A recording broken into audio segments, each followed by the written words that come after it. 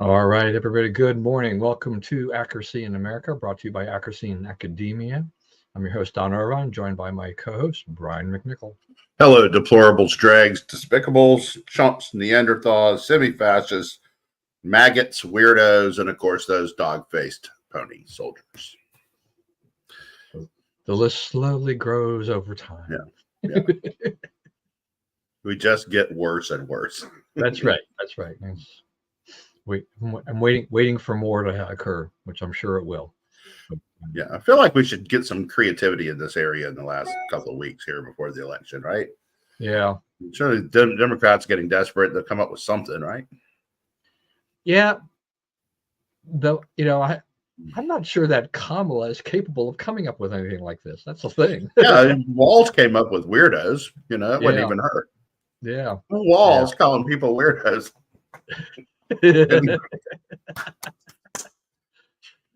Yeah, I don't know. Yeah, this is a strange guy, man. Yeah, unusual person to be in politics. Yeah, that's true. Well, we'll be discussing lots of politics today. That's for sure. I'll do the weather thing because that's what I traditionally like to start off with. So, weather in the area here has been pretty good. Haven't had a whole lot of rain lately, really. No, it's been a while since it rained. Crisp, cool fall air. It's like 48 out there now. Yeah, and I went out. I went out to the car this morning, and I'm like, there's like a light frost on the car, and I'm like, what? Yeah, and I was a little concerned that this is where we were going.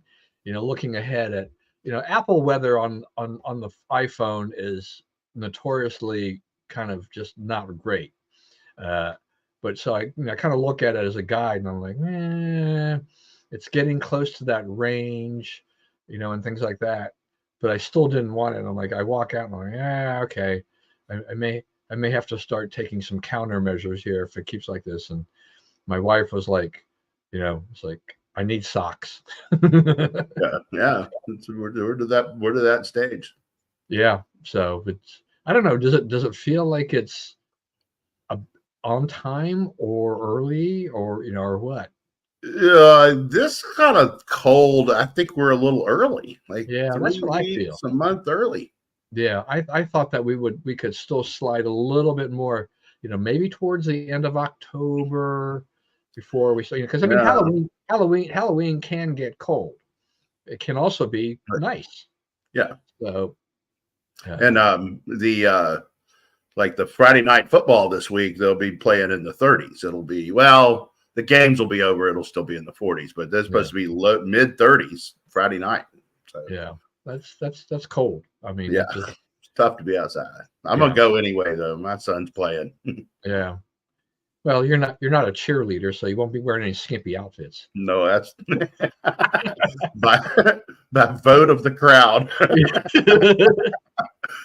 I don't know. I mean, how about that? How about get some old dads being the cheerleaders for once or something? Yeah. That'll keep the crowds away. 3 or 4 guys in traction. Yeah, that would be quite a sight. I don't know. Strange things pop up in my mind as we go through the show. That's why we're basically unscripted, because you just never know what's going to happen. You never know. You never know. All right. Well, but on to that too. It's just so we're North Carolina still, and Florida, they're still cleaning up from Helene and Milton. And there's still a lot of people without power in those areas, and there's still a ton of debris. And there's something like 92 people, I think, that are unaccounted for in California, in North Carolina. So they're still not there yet, anywhere, or maybe anywhere close to being where they need to be. Yeah, I saw Bob. Even cool down, and he lives right outside of New Orleans. So, so yeah. What were we talking about? Oh, I was just saying the cleanup in. It's not right there. Well, I mean, they're still rescuing people, according to what the speaker said yesterday. That there's people that are so far up in the mountains that they haven't gotten to them yet, and the roads are impassable. So it's hard, work. It's hard, detailed work to get it all the people. and travel to places, rebuild roads, rebuild infrastructure, get people back online. One of the big issues there, they got the Starlink. Is they've given everybody Starlink. Before that, there was like a lot of people that had no connectivity. There was no way to do it, and it's not sure there's enough Starlink. There's enough bandwidth or whatever. So they're having to add more. The general consensus, though, the people on the ground, is that the FEMA has been either a no-show or actively undermining efforts. So, I think that one of the good things that will come out of this presidential election is new leadership at a lot of the federal agencies, including FEMA. Obviously, the Secret Service, so their clock will get completely cleaned after January 20th. Yeah, I mean, and I did see a story, I guess, because Congress they're still in recess, right? Yeah. So I think they may be back this part of this week. Anyway, go ahead. Yeah, but I guess the disaster business assistance money has completely run dry in FEMA. Right. So a lot of it diverted to putting up illegals in New York City hotels too. I mean, they want to say that, it's a separate pot. Well, we'd have had more for this pot if we wouldn't have put stuff in that pot, which, we don't really understand why there is a pot for settling people for it's illegal, giving free house to people who are here illegally. Why don't you just give them a free boat ride out? Yeah. And with Starlink too, I mean, there was stories about, that whole rural broadband thing. This doesn't mean every place in Florida or North Carolina, but I mean, there, like every part of the country, there's always going to be some areas that are extremely rural and are just too far away from a cell phone tower. It's mountainous, and it's mountains with foliage, which is the hardest combination because it's harder to see. Radio signals are weaker, So I mean, that's really a tough part of the country for this to have happened in. Yeah. So, but I was reading about how, I guess, the government's, they had this whole rural broadband program, and I guess Kamala was part of this whole thing. And, Elon Musk had made a bid that they turned down, right? I mean, right. What has been demonstrated by Musk and Starlink is that this is a proven technology that, he can get those things up there fairly quickly, and it can give you some instantaneous communication. I mean, it's not Wi-Fi, it's not wired Ethernet, the things that are better, but boy, it's a lifeline when you can't do anything else. If you have no electricity or anything else, you just got a phone. But if you can hook it up to a Starlink, then you've got something where you can at least tell people where the heck you are and have something. Right. So, the government, once again, under this administration, blew it again in terms of this. And, I don't know if that's what's being shown here is like, we're reaching a point where, before, say, 30 years ago, there weren't a lot of private 30, 40 years ago, there weren't a lot of private businesses with the capabilities of doing anything significant about a storm, right? There was those who could help clear leaves, and there were electric companies that could restore power.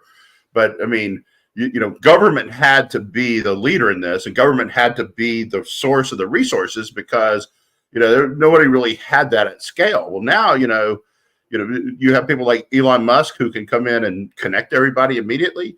You have people who can come in and, search and rescue and make all this happen privately.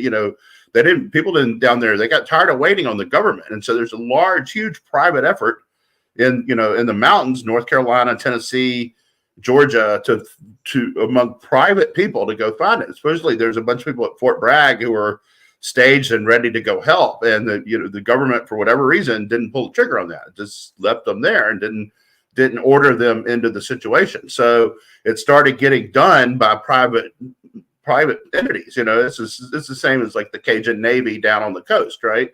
It's just people say, I'm going to go help other people that I don't know, and they go help them. And that's one of the really great moving things about America, right? And but now technology has allowed those people to have the reach and the capability of actually displacing government in a lot of those functions. Yeah, it is. It is beautiful country. It's some of the prettiest country in the world in there where this happened. But it is hard. It's difficult country. It's difficult. It's really sharp cliffs and mountains and so forth, and a lot of foliage. Yeah, I drove through the Smoky Mountains a few years ago when I was going to visit an elderly friend of ours, and I was like, that's that can be a little treacherous, and when it's and then then you get to through the fog, and you're like, I don't want to do this again. It's tough. We have to go there. We go through there a lot going home, going to Louisiana. Yeah. I mean, it's beautiful, but it's like I'm like, okay, why am I doing this? All right. That's right. So, anyway, I do want to back to Bob's earlier point about being overjoyed about the height.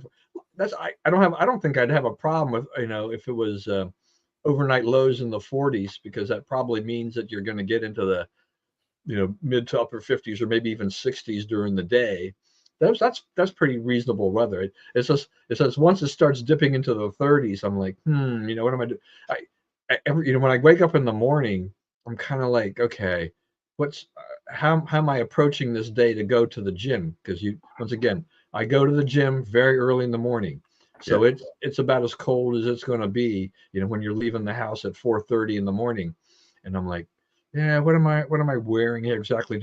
How much, I'd rather not have to go and put stuff in a locker and do that. And then I'd rather just go straight to my elliptical machine or whatever and just change my shoes or whatever and just drop my stuff and then do it. And then I can walk out and whatnot.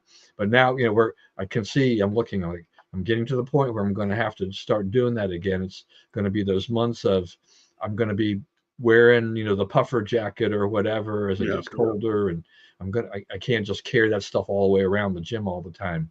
But that's we that's part of the reason that we live here, really, is the change of seasons. It's I don't appreciate ice and snow as much as I used to. It's particularly snow, but I know it's part and parcel of living here, is that those are always things are going to be colder weather during the winter months, warmer weather in the summer months. It's a pretty good place to be overall. And everything like that. But then to his point, without FEMA mucking up, and that goes to your point. I mean, this is the thing, is that the government will muck it up. Like you said, Cajun Navy. I think that what we have learned in these last few decades really is that really we have to do a lot of things ourselves. Is just go ahead, whether or not it's a private entity that's actually someone charging for it or being contracted out, or whether or not it's just a group of volunteers. I think that is, the spirit of America, with the entrepreneurship and just the willingness to help each other, people in trouble. That's what America, that's us. And that's far better than waiting for a government bureaucrat to make a decision as to, we can't go there yet because, right? They've got a checklist. Here's the reasons we can or can't go in until we can go in. It's like, no, human lives are at stake here. Every second counts. Don't wait. I mean, this is you go and do it. And if people are there, I mean, how many times have we seen people willing to risk their lives, and some have lost their lives rescuing others? My hat's off to people who will take that into their situation in their own hands like that and just try to do something to save someone else. So I think I'm glad that that's somewhat inherent in the American way in doing that. But I mean, then I think about Governor DeSantis, and I thought, well, I think he's probably doing as much, if not more, than he could possibly do, given these pretty much back-to-back major storms that have hit, and trying to make sure that things are in good order and they're restoring power as quickly as they can, and all that.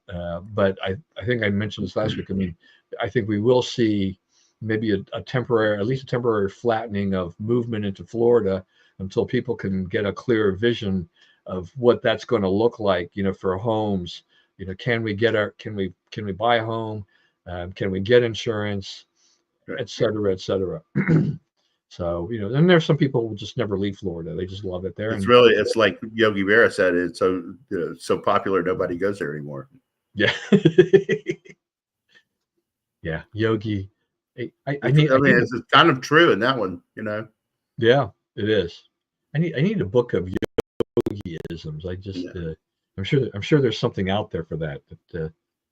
Instead of just kind of piecemealing it Yeah, when together. people ask me who the most famous people I've ever met, I always, you know, it's three guys with one name, right? Obama, Elvis, Yogi. That's a pretty good three, you know. That's pretty. Yeah, that's good. I like that. All right. Well, we'll head overseas a little bit here. We mainly for Israel and Hamas and Hezbollah. Activity there, rockets being fired back and forth, drones being used, and the U.S. is sending over these THAAD missiles and troops to operate them. I guess they're kind of complex and everything that they need that to do that. But yeah, we don't Israel. want to train anybody how to do it either. Yeah. That is our own anti-air missile device, and so we're kind of kept close.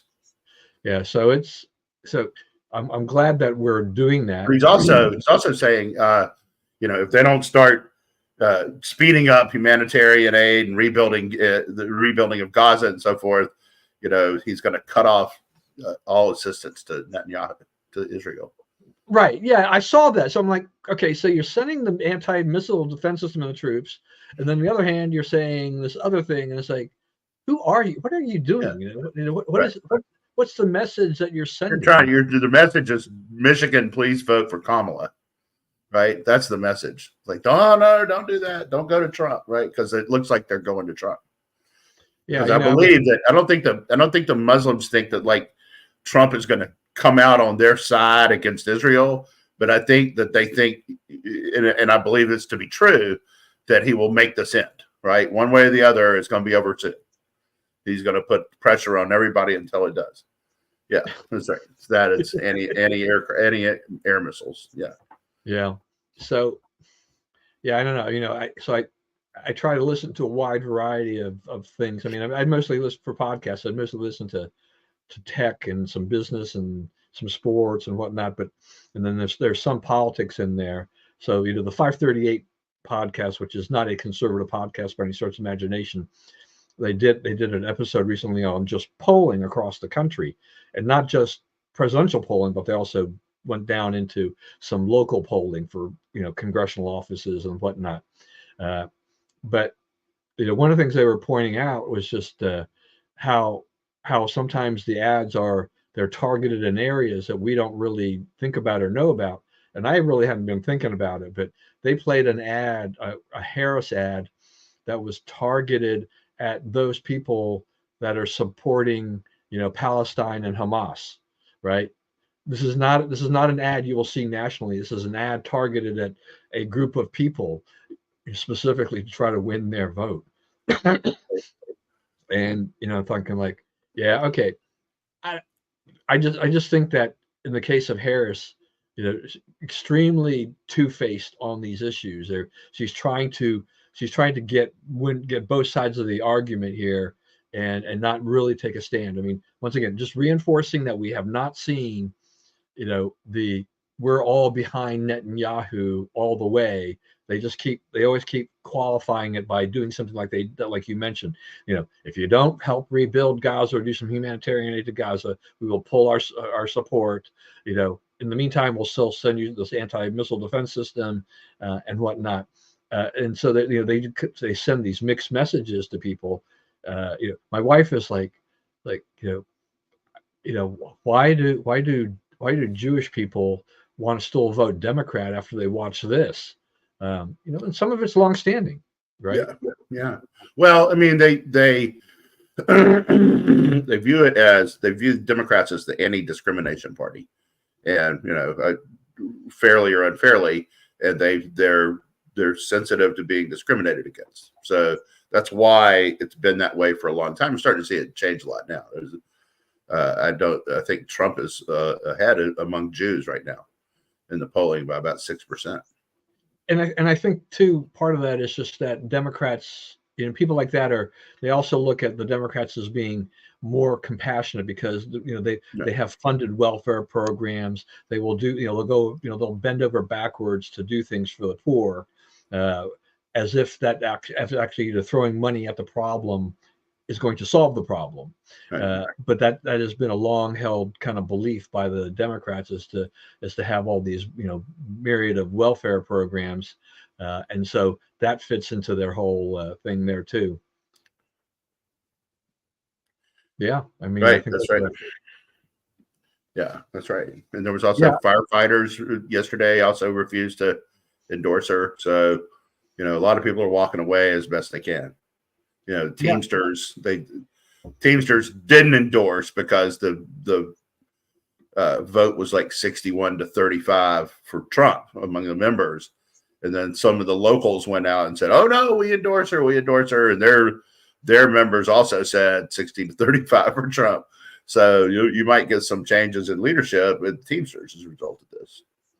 Yeah, I mean, I think there's some genuine, panic going on in the Harris camp among Democrats about what is going on here. Is that the momentum seems to have clearly shifted to Trump. The betting market, huge shift. I mean, I mean, I kind of check in on this once or twice a day, and I'm astounded at what a big flip we've had because I'd been talking about we'd been at 50-50 or very close to that for a few weeks after the debate, and then Trump started to make a little bit of an inroad. Then he kind of had a little bit of a pop, where he got to like 53, but he went to early this morning. He went to like 60%.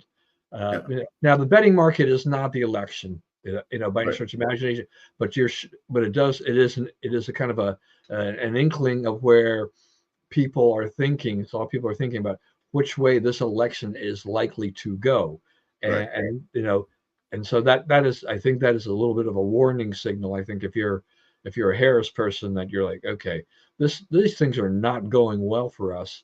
And then there was the CNN poll, where they're showing that over the last several years, they're polling of people in terms of which way, which way they're going. So I had listed here is in 2016 it was D+3, 2020 it was D+6, 2024 it's R+1. Right. That's a and seismic gap. First time Republicans have been ahead in 40 years in overall registrations. Those people are not signing up to vote for Kamala Harris. Yeah. That's not what's going on. Yeah. I mean, you still have to get you still have to get the people to the polls or get them to vote by mail or whatever. But, you're right. It's a seismic shift that we're seeing in that.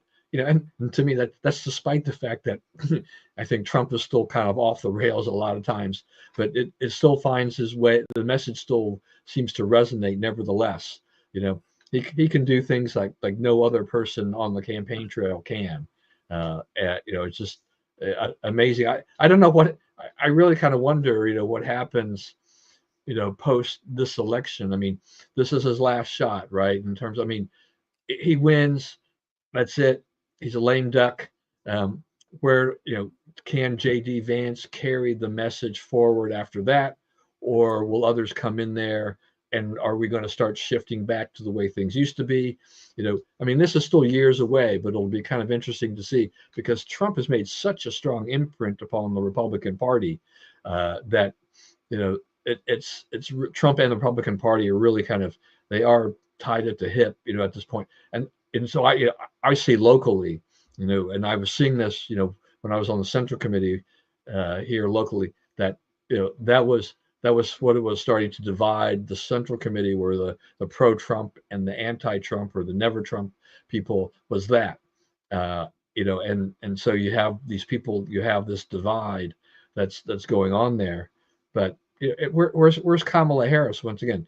What does she say? Her whole argument still seems to be, I'm not Donald Trump. That's not really a winning. That's not a winning message compared to say 2020, when you could when Joe Biden could make that case as few times as he appeared in public and do that, and people were just tiring. now people are probably as tired of the whole Biden-Harris administration as they were of just saying, we were Yeah, tired the of. memories of Trump have now become a lot better. Looking back over, like you can see the end of the COVID story, and you can see that, Trump actually did a better job with COVID than Biden did. You can see the end of the economic story, and you can see that, Trump's answers had us at full employment. We had 1.5 million more jobs than job seekers. Household income going up nearly $7,000, some $7,000 per house, not 700,000. We'd all be rich then. People are starting to say, okay, looking back on what actually happened, Trump did a better job as president. And there's a phalanx of voters. Now basically what you have is she has 92% of her base, he has 92% of his base, and he's ahead about 8 or 9 among independents. So. And now his base is now 1% bigger than her base. So, just a base election, he would win. And a 1%, if Trump is 1% ahead, it's about 330 electoral votes, right? If he's even, it's 312. So even he wins, right? So that's another thing people need to understand. It needs to be about Harris +2 for her to have a chance to win. Yeah, I don't know. You kind of think about all of these things that are going on out there with Harris and Trump. I mean, if I'm Donald Trump, I'm probably thinking too. It's like I want to thank Joe Biden and Kamala Harris for making the case for why I need to be elected president. It's their track record over the last 3.5+ years that is basically helping Trump make his case. And I don't think that Trump, necessarily had to go, because we've talked about this in terms of, he's thrown a lot of economic policies out there that are not really conservative in nature. They're trying to win votes, and they're almost kind of going tit for tat with the Democrats. I don't necessarily think he has to do that because he has his base. They're going to vote for him anyway. The others probably are not going to be swayed too much by some of the things that he's saying in that regard, and just hammering away at how the Biden-Harris administration, how bad things were over this last 3.5 plus years by comparison to his time in office, even with COVID. That in and of itself is the case, and should be enough for a lot of people to say, yeah, that's why, and get past the personality issues, because Donald Trump is not going to change the personality. That's Donald Trump is Donald Trump. That's right. But he's also, he's made some points. The no taxes on tips and no taxes on what was the other one? Overtime. I don't think that you can get those to pass. I think he'll be saved from himself by Congress on that. There has been a little inclination to try to buy some votes.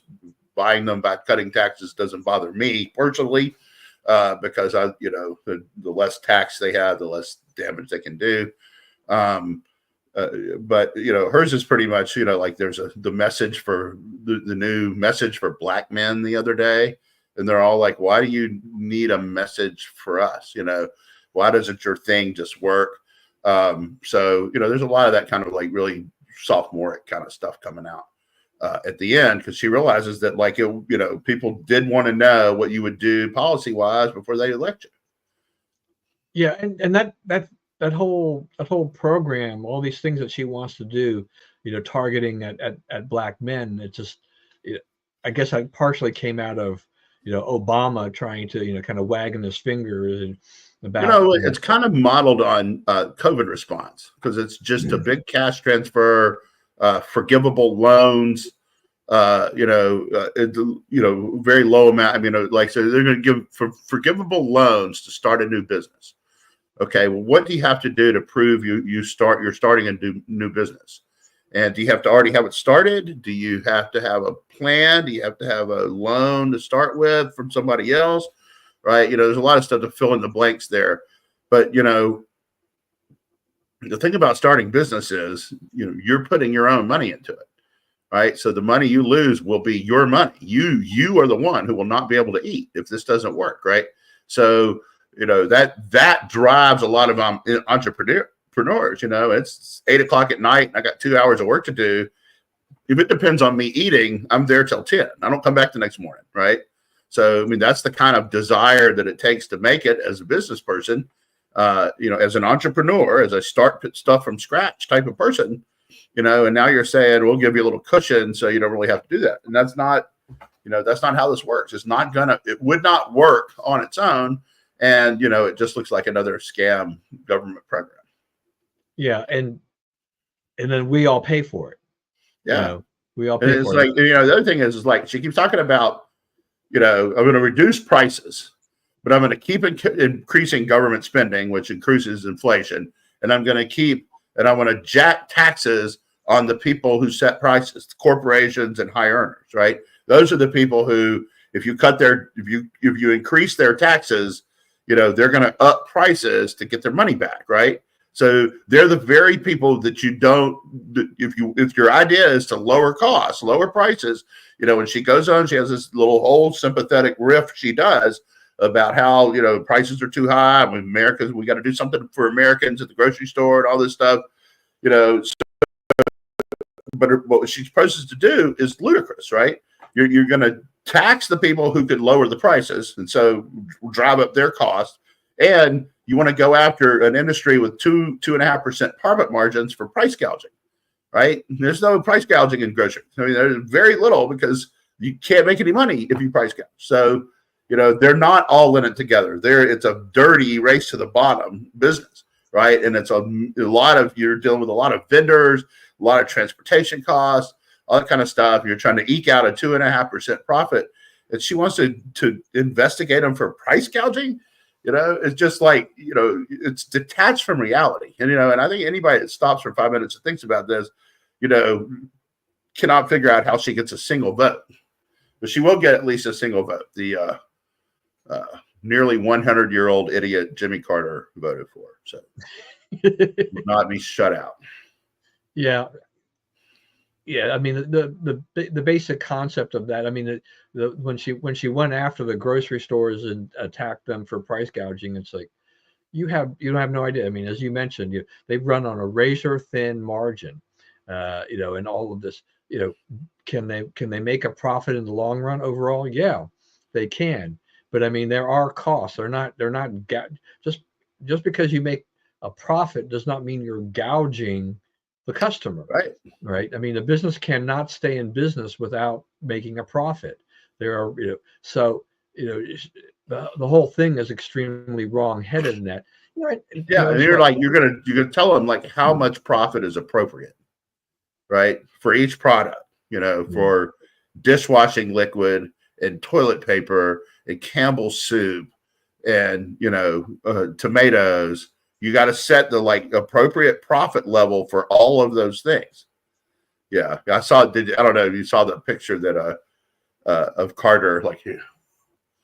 He's back there. He doesn't know where he is. Right, he's barely alive. So I mean, I'm not sure that a vote from someone like that should count, whoever it's for. But he's totally out of it. Yeah, I mean, but in this. It's kind of the same thing when, because what are the Democrats' favorite things to do? Is they want to attack corporations for price gouging, right? They do that with the oil industry. They've been doing that forever. They always want to have this excess profits tax. They're making too much money. We've got to tax those profits and then redistribute those. And things like this. Well, what about the times when, under COVID, when they lose money? What are you doing there? These airlines, sometimes they've come under fire for high airfares, but their airfares are, it's competitive balance and everything like that. They earn money, they lose money. And they have to have that ability to make a profit and be there for the times when things may not be quite so rosy, particularly when you're dealing with things that are very commoditized and very dependent upon the consumer buying your product. And there's just no guarantee that the consumer is going to come back to your particular store or gas pump, whatever, or take your particular airline. I mean, look at look at Southwest Airlines, kind of like the model of low cost airfare, carrier, highly profitable, envy of the industry for decades. And now they've run into their own kind of turbulence problem. They've got an Elliott Management activist investor has gone in there, taken a stake, and he's shaking things up. And come about a year from now, or just under a year from now, there's going to be a whole different look to how Southwest sells tickets, boards people on their planes, and things like that. And they'll look a lot more like the rest of the air carriers. Yeah. And so they're adapting to what they have to do because their system was not really working anymore. I mean, and I've been on Southwest many times, and I always do find that the whole boarding process is a little stressful. So I pay for the boarding, automatic boarding where they tell me when I'm boarding, rather than having to go there and go click click click click click click click until make at the 24-hour mark and do that and get my assignment in advance. But it's still open seating. I don't mind the open seating, though there were some abuses of that, going in there. But it'll be interesting to see how radically they change that, and whether or not they still have the loyalty of some flyers when they do change that policy. Yeah, because their policies, a lot of people rode them because they did things differently. Right. So they make a move back toward like everybody else does. They're going to lose some. Yeah, they will. And I know, like for us, we still have a son out in Utah, and really the only option we had was to fly into Salt Lake City Airport, right, International Airport. But it's not, that's 45 minutes away or thereabouts from Provo, Orem, where we normally go down to where my brother-in-law lives. My son lives a little closer, than that. But now there's a whole new option because the Provo Airport is expanding, and they've American Airlines has now added. They've started a flight or two. You can fly from Provo to Dallas, so we could fly from DC to Dallas and into Provo, or even better, Breeze Airlines, which is actually another David Neeleman airline. I mean, he's done Morris Air, he's Breeze, he's JetBlue. He worked, he did he sold Morris Air to Southwest. He knows the airline industry. The guy's just a serial entrepreneur with airlines, and there's a direct flight between Dulles and Provo 3 times a week. And we look at this thing and we're like, yeah, we can spend a little bit more money per person, but we'll get like a 2x2 seat, kind of like first class, for the fraction of the cost of doing anything like that to get to Salt Lake. And we're 15 minutes away from where my brother-in-law lives, and which is our base operation. It's like, this just makes a whole lot of sense, is that we can go point to point, and we just avoid this huge airport in Salt Lake that requires you to walk forever. So, the competition, Southwest gets most of my business these days because we're flying direct to Phoenix or direct to, to Utah. But, it's only maybe the Phoenix run that we'll do on Southwest going forward. So these things kind of come and change. But, with Harris, so $20,000 to start a business is not a lot, okay, to begin with in these days. But the fact that it's a government program where there's really no incentive to succeed. Right. And you're saying only people of a certain race are eligible for it. No, that's constitutional, right? How is that? Sounds kind of Jim Crow-y to me, but and then she made this comment about decriminalizing marijuana, and I'm thinking like, okay, so are you trying to say that that the overwhelmingly number of people that are weed smokers are blacks, so therefore I need to decriminalize it to keep them out of jail or whatever? Yeah, why is that a black issue? I think it's like they don't want them to have, the thing about it is they don't want them to have police records, right? Yeah. So the charge is that the police just go bust them for weed so they can make a file on them. And then the next time they see them, they got a file. Oh, this is your second time, you know. But I mean, you know, if it's illegal, don't do it in the middle of the street, right? I mean, because police are not like going into people's houses to bust them for weed, right? Unless you're selling it by the pound out of your house and they find that out, that's not going to get you busted. What gets you busted is, you know, you're walking down the street, you know, the cop smells weed and he sees you with weed, right? So, you know, I mean, this is like, be less public about it. They want to be able to brazenly do something that's illegal and not have any ramifications of it. Yeah. It's not about, you know, whatever you think of weed, right? I mean, it's probably going to be decriminalized in the next 4 years anyway, because Trump, he doesn't care about it either. So, you know. Yeah, I mean, and he probably will take a little more, you know, if he does win, and, you know, with the support of people like Elon Musk or Peter Thiel, you know, with more libertarian streaks, that would lead to a more active policy of trying to decriminalize it. Yeah, yeah, and where they can borrow money for the farms and whatnot. I mean, you know, I don't think it's you know, the places that are emphasizing weed and bringing it in are having problems with it. You know, Colorado's had a bunch of more traffic deaths, people dropping out of school, psychotic problems, and so forth. You know, so they really sort of said, hey, you know, we were first, and we were sort of a little regretful. So, you know, so there's some lessons to be learned about this. You know, it's a big difference. People think, you know, it's just like, you know, booze is legal, right? You can get high on booze. Yeah, you can get high on booze, but you can also drink booze and not get high, right? You drink one small glass of wine with your meal. You're not at all high, right? You just had something to drink with your meal, right? But in weed, there's, you know, you don't smoke weed for the flavor. You do it for one reason, right? To get high. So, you know, it's just the government saying it's okay to be high, right? And that's a slippery slope.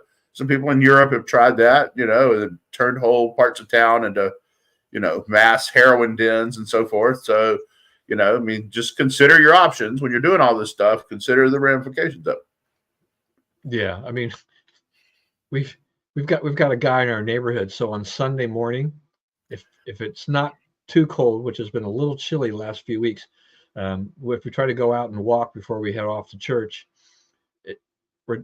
both my wife and I are like, okay, we're going to have to alter our walking route slightly, because this young black guy, actually, of all things, he comes out of the house and he goes to the backyard side type of thing, and he sits in a chair, and for about 20 minutes he smokes his joint, right? And so this smell just comes, and my wife hates it. I was like, I've smelled that too often in my life, walking by and being places.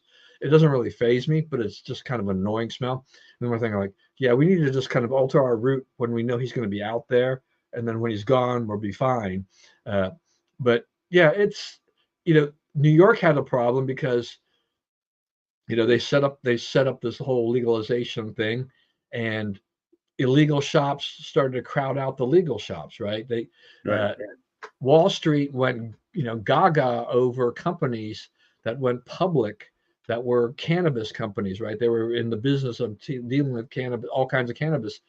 But those companies have not had a straight upward path because they have been undermined by illegal shops and other operations that they didn't foresee. So, you know, there was all this hoopla like, oh, you know, if we decriminalize it, it solves all the problems. No, that's just another set of problems. Yeah, that's right. That's right. In all of this. So, and then there's Kamala's her little dance about reparations. Is it needs to be studied. So she's, I don't know. Is she going to? Well, if she gets elected, is she going to have a commission for reparations? Who knows? I don't know. You know, there's just not a like, you know, one thing is like, you know, Western jurisprudence. Whether you like it or not, you live in a Western country, right?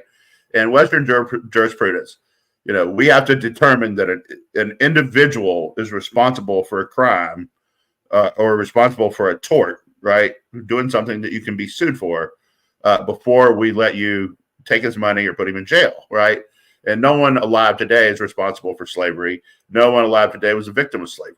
So who are the victims, and you know, who are the victimizers? Like who owes for this, right? And it's like, it's really easy to just take it out of the big pot, but it's not, right? We don't have any money in the big pot. The big pot is 31 trillion to the bad right now. So, you can, whatever moral argument you try to make, you're not going to get that, right? You can't get blood out of a turnip, and you're not owed it anyway. Right. That's the thing that always gets me. I mean, you can say reparations for just about anything, or any of these kind of things that are even somewhat equivalent of this. Is just that these movements crop up, and then you look at it, it's like, well, how many of the people who actually were victims of this are around today? And what gives the people of today who were not, affected by this, they were not the victims themselves, the right to claim any kind of money from the government for this?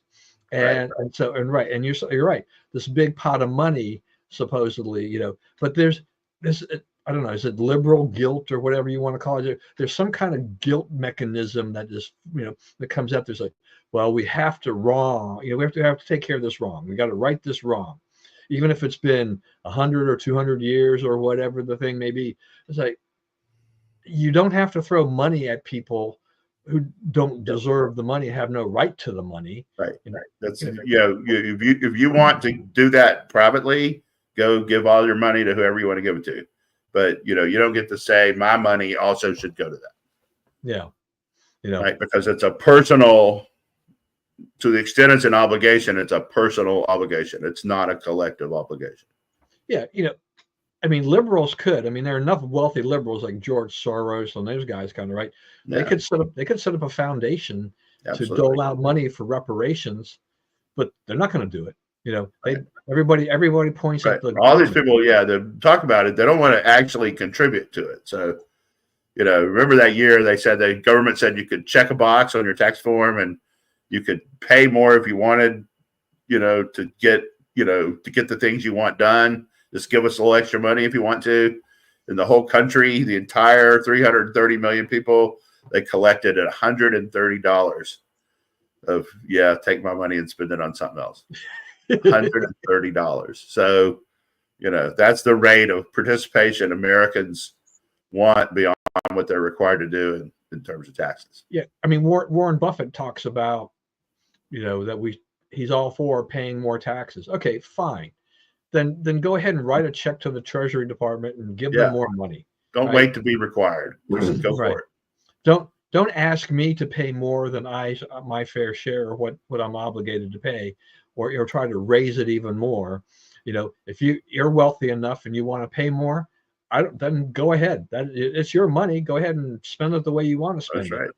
But they don't do that, do they? At all. They look for other people to share that burden, and say, we've got to do this as a country. No, we don't. No, that's not necessarily the case for all of this that goes on.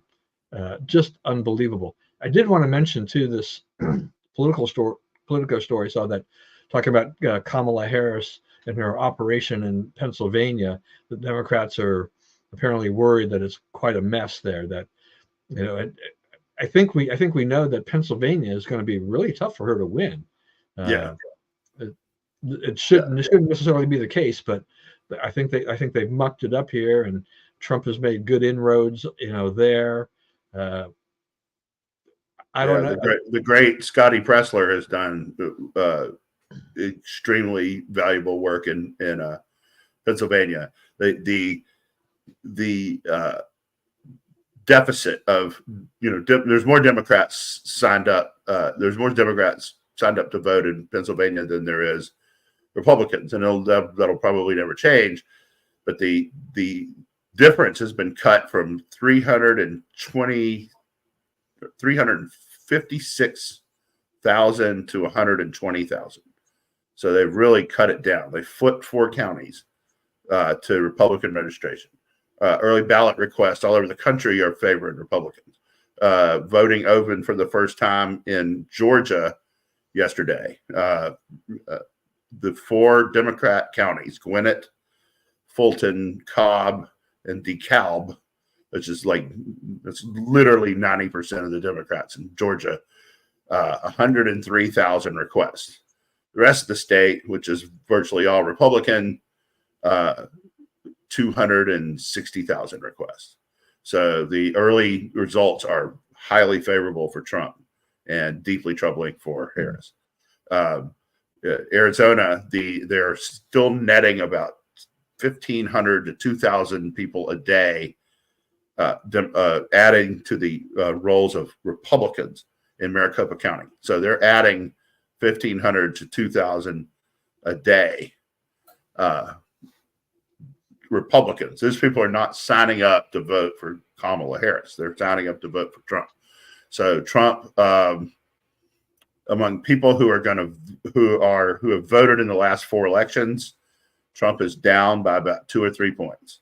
Among people who have voted in 2, 1, or 0 of the last 4 elections, he's ahead by 12 or 13 points. So, and that's who votes in presidential elections. The irregular voter comes out of the woodwork for this election, right? Might not be around for the midterms, might not be around for Virginia's state elections next year, but for this year, they're dialed in. Then they're going to the polls, and I think she knows that. Her campaign knows that. They realize that they are indeed in really deep trouble. Yeah, I mean, and I think about, as you're talking too about, the media. They have got to be concerned because they don't want Trump back in office, and they seem to be doing all that they can, to portray Trump in the worst light possible during this campaign. But the race being as close as it has been, it just makes it hard for them to figure out what's going on. I mean, how nervous do you think the media, the mainstream media, are about this election? Yeah, I mean, the people don't understand about this is that, if Trump wins, which it now looks increasingly convincingly like he's going to win, the whole Democrat thing is going to have to undergo a rethink, right? I mean, they think this should have been a gimme as far as they are concerned, right? You're running against Trump again. It's the 3rd time you run against him. America hates him. He's a traitor. January 6th, this, that, and the other, right? And you're losing, right? And you're going to lose, okay? So that means that the Democrats and their partners in crime, are going to have to take a look around the room and say, like, who really helped us here and who didn't. And, the press, the value of the press, the way the press imputes value to itself is by its ability to deliver at times like this, to, trash the Republican candidate enough and glorify the Democratic candidate enough to push them over the finish line for the Democrat to win. So if Trump, all the stuff that the media and the courts and the Democrats themselves threw at Trump, he still wins, right? Then all those people's value is diminished, right? And the math that has to emerge from the Democrat Party is going to have to be substantially different than it is now. Coalition has to look substantially different than it does now, because what they have now will not work, right? They can't, it's not. This should have been a hothouse condition for growth for them, and it wasn't, right? They're going backwards. They're losing in voter registration. They're losing in early ballot requests. They're losing in candidate enthusiasm. They're losing, like you have Wisconsin. Hovde has come from 11 or 12 points down in the last 2 months, now leads by 1 point in the Senate race over incumbent Tammy Baldwin. So, everything they're doing is losing. They're falling behind. So Mike Rogers has a chance in Michigan now. So, they can't, in Cook Political Report, ABC News have said Senate's almost certainly going Republican. House is probably going to stay Republican. So, I mean, your chances of us, on Polymarket now, the most popular choice is Democrat sweep, right? Is Democrats getting all 3. It's only like 22, 23%, but that's now the top betting choice, is that the Democrats will sweep. So, a lot of things are going bad. I mean, not the Democrats, Republicans will sweep. So a lot of things are going bad for them, right? And at some point, some adult has to stand up and say, guys, what we're doing here does not work, right? And we can either continue to fail or start figuring out how we're going to change. And I think, what's coming after this election with the Democrats will be really interesting because, they tried to go left, hardcore left. There's nothing there. They tried to look centrist while not really being. They lost ground. It's like, their bench is extremely shallow, as we saw during this. They ended up with Tim Walz as their vice president. There's no one. You look at their party, it's like, who is their next generation of leaders?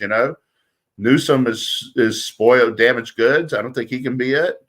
So I don't know what they're going to do. I think that they're going to have to look at like which leaders are successful, how do they do it, and how do they create more of that. Yeah, didn't Trump call him Newscum yesterday? yeah, that's what he usually calls him. Yeah, I think John Micklethwait from Bloomberg is it's Newsom. It's Newscom. Yeah, Newscom. Yeah, and the guy, he punked the Bloomberg guy. Oh yeah. No, was, I mean, I thought he had some pretty good lines in there to go back at the guy. Yeah, that's what I'm saying. He chopped that guy up pretty good. And the thing about it is, Trump was right. He's like, you're wrong about it. Yeah, no, I was right. You were wrong, and Wall Street Journal was wrong too. Yeah, that's the thing about Trump is that, in like that interview, he does say that with some conviction, right? Yeah, he doesn't really waver. He says, "No, you're wrong. I was right." yeah, and the guy's like, he's not ready for that, right? He doesn't have anything in his bag for that one. For you're wrong. Your guy sat here before you was wrong. Your competitors, they're wrong too. Yeah, I may not agree with everything that Trump says, but I got to give him credit for the way he handled that yesterday overall. Yeah, because I have to admit, I was a little nervous. I get a little nervous when he gets into those things because I never know where the heck he's going to go. And these liberals they can be pretty good at trolling and trying to poke the bear and find the right thing to. It doesn't take a whole lot to set Trump off. But the best one of those was the NABJ, and the woman comes to her first question is, given that you've done this racist thing and that racist thing and this racist thing and that racist thing and this racist thing and that racist thing, on and on and on, how can you say you're not a racist? And I'm like, okay, what does he say to that? Right? Because it's like, are you going to really litigate that whole list of stuff she said? And Trump goes, that's just a nasty way to start an interview. No, how you doing? You keep me back there 30 minutes late, and then you start off with this. So like, he doesn't have to answer that question. That question's off the board, right? It's the person attacking him, making him late, and then attacking him. We've switched the issue from all the stuff she wanted to complain about to him saying, that's nasty, man. And the whole audience is going, yeah, that was pretty nasty. The whole audience of people who also hate it are like, yeah, he's right. That's right. All right. Well, we're close enough to the finish. Let's go ahead and just run this out. Take us out. Let me see what we have on our list that we did not cover. The Bill Clinton. So they rolled Bill Clinton out to do events for. And the first thing he says is that, yeah, Laken Riley was killed by someone she let in the country. Hey, thanks, Bill. I think you're supposed to say the opposite. Harris, she's gotten a Fox News interview. I believe that will be the 7 softest questions she faces. I mean, I don't know. I think she will. Brett Baer will put Stephanie Rule to shame for obsequiousness. And that's a nice trick on her on her part to appear to be sitting for a hostile interview when it's a lapdog who wants you to win. Really kind of a despicable deal. I'm glad Whitmer apologized for the Dorito ad. Quit making fun of my church. Right? Enough. Right? It's time to stop. You're gonna lose. She's gonna lose this race because she's gonna lose Catholics. That's a big thing. In Pennsylvania, it's almost a fifth of the vote is Catholics, and they've done everything they can to kick sand in our face. I hope our Catholic friends in Pennsylvania will remember that. I have no idea what North Korea is up to by blowing up the roads out, and I think their quadrennial distrust of Russia is exploding. And yeah, I do think the Redskins will win the NFC East. The other teams appear to be incompetent. All right. Thank you for everyone for joining us today. Hope as always, please stay safe and stay well. Remember, we live in the greatest country in the world. Do not let anyone tell you otherwise. And as always, God bless America, and we will see you again next week.